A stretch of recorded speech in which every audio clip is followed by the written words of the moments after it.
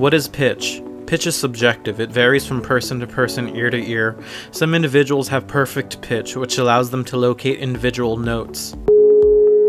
That was a standard tuning G sharp at 420 Hz. Now here's a higher pitch. That was a standard tuning E at 666 Hz. Some people are tone deaf and experience pitch differently. Rather than tones, some people's brains may interpret music and sounds as just noise. Now, what is frequency? Frequency is the number of cycles or oscillations a vibration of air makes per second. Frequency is also known as hertz, because when there's too many hertz, it can hurt your ears. Thank you, everyone. I will be here all night. Pitch is the fundamental root of all melodic music. Since cavemen were picking up bones, drilling holes in them, and blowing on them. Only most recently has a music pitch standard been implemented in Western music so that all modern orchestras will remain in tune with each other. This standard is known as concert pitch and places the note A at 440 Hz. However, this standard was implemented by the Nazis in World War II and was created to brainwash the masses to become stupid, selfish, evil people, and is the root of all the world's problems. However, there is hope. If you tune concert pitch just 8 Hz lower with an A at 432 Hz, you get the divine, magic, universe life frequency, which heals the world and puts everyone's brains together and literally gives you superpowers, because that frequency literally follows the Fibonacci sequence, the human heart rate, the brain when you're sleeping and dreaming about cool things, computer binary code, reflects the speed of light, vibrates the same as water molecules, pyramids. Also, when you throw a bunch of sound on a vibrating metal plate, it looks like at least 4 times cooler than that fake ass 440 Hz. You're probably wondering, hey Frank, why hasn't anyone decided to be like, hey, fuck you Hitler, I'm gonna tune my instruments down 1.818% to save the world? Maybe because of the Illuminati. Maybe because we're all dumb. Or maybe because literally everything is made up and pitch frequency is subjective and none of that stuff really matters in the first place. Now, if you go on YouTube and you search 440 Hz versus 432 Hz, you're just gonna get a lot of shitty videos of like people like just putting a tone and being like, which one's better? Which one's different? Blah blah blah. But no one really gets in deep like what this actually is. So in this video, I'm gonna show you what all this stuff really is. I mean, I wish I had a metal plate that I can throw sound on and play frequencies on and just look at that. But like, to really understand pitch, we gotta go back to the beginning. That's too far back to the beginning. Let's fast forward a little bit. This is so embarrassing. I was trying to make like this like whole metaphorical point about like, you know, cell division, and it all starts off in the far off vaporwave time of the 500 BCs when this dude named Pythagoras' theorem really liked triangles. He also really liked ratios and numbers and discovered that music and numbers had something to do with each other. Pythagoras had a lot of followers, and they learned that the ratio 2:1 in music creates the octave. Meaning an A at 220 Hz doubled is an A at 440 Hz, and it sounds like this. The correlation between various musical tones and ratios is known as harmonics. So the cult of Pythagoras began messing around with various ratios and created an early tuning scale following the ratio 3:2, or in music terms, the perfect fifth. It sounds kind of like this. This tuning was known as Pythagoras tuning, because what else was he supposed to name these things? Nothing else had been invented yet. Disney also made this really cute vintage 1950s animation where Donald Duck learns about the Fibonacci sequence in Donald in Math Magic Land. It also shows how music started off as a secret occult ritual where Pythagoras and his friends all painted pentagrams on their hands and they used the ratios to have like giant jam sessions. It was all very metal.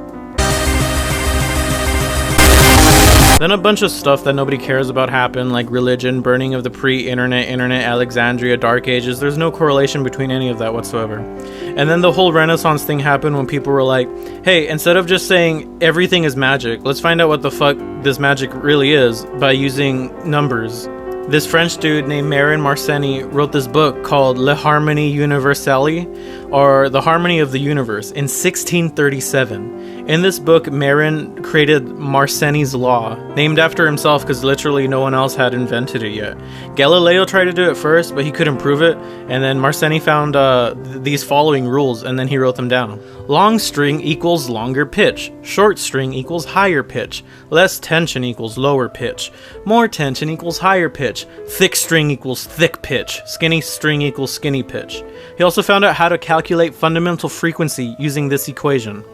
Frequency equals 1 divided by 2 times the length of the string times the square root of force divided by the mass of the string. He calculated this by creating this contraption to accurately measure string vibrations with a weighted cube.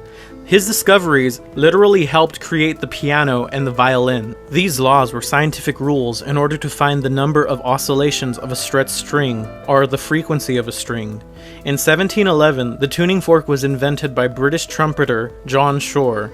The tuning fork revolutionized pitch standards as it was the first invention to emit a pure tone, which is used in tuning instruments. A pure tone means it's like a perfect sine, and that was when humans invented a thing that made a perfect sine. Then in 1713, another French dude named Joseph Savior suggested scientific pitch, which defined all C's as powers of 2, making C4 256 Hz and C5 512 Hz and so on, following that whole computer thing of 1, 2, 4, 8, 16, 32, 64.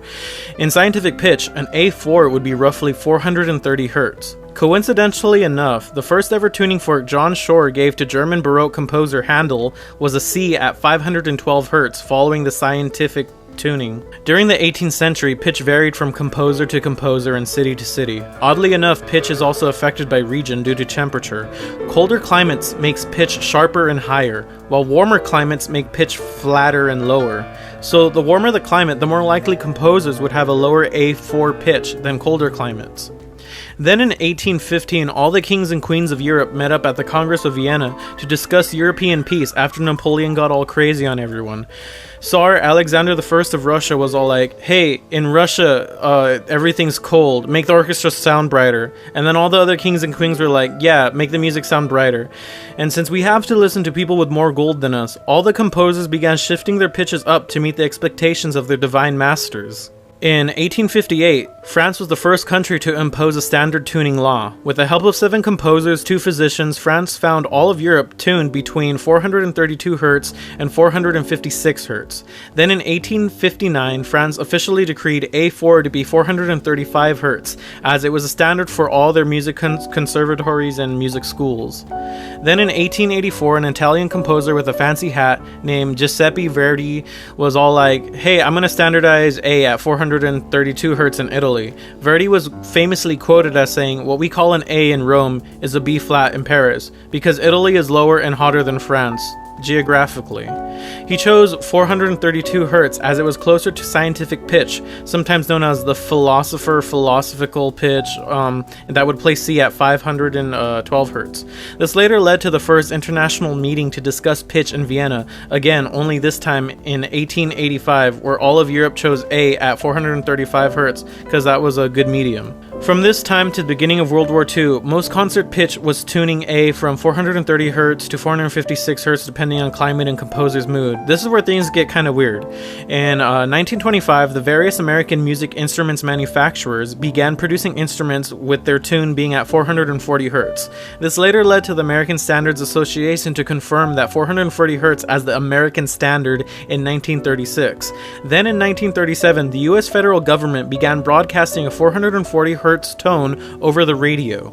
And this is where things get Nazi-ish. According to the earliest source I could find in this 1988 newspaper, lead Nazi propaganda coordinator Dr. Joseph Goebbels began using the American tuning of 440 Hz on Radio Berlin. Then in 1938, he and the Acoustic Committee of Radio Berlin requested that the British Standard Association organize a congress in London in order to adopt internationally the German tuning of 440 Hz.